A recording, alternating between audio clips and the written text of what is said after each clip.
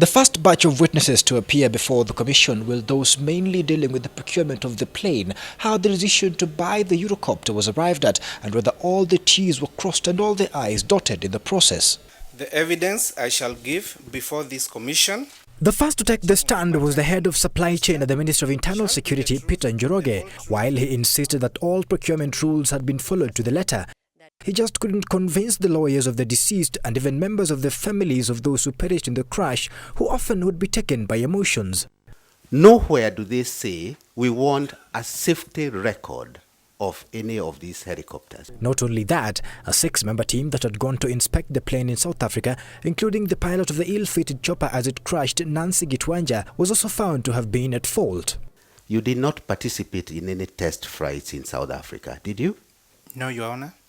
So as to the airworthiness of the chopper, that would be for other people to testify, correct? Correct.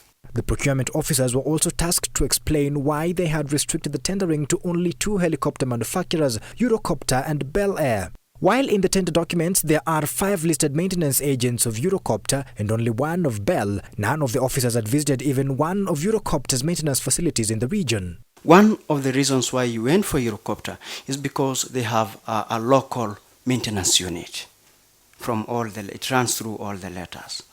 So Right. Did you ever think of going and inspecting the local maintenance units? I'm not a technical person. The people who could have done that are the technical people in the Kenya police. Do you know whether Euro-copter have a maintenance facility in Kenya?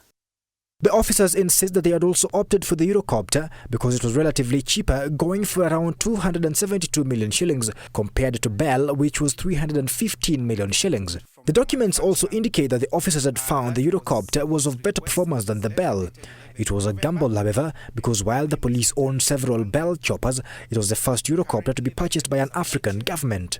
The police, however, notified Bell late that it had failed in its bid. Your communication was out of time. Yeah. What was the reason for that delay? Laziness, maybe from my side. There will be more anomalies such as those witnessed today. Of importance, however, is whether they contributed to the crash of the chopper. For News at 8, I am Andrew Ochieng.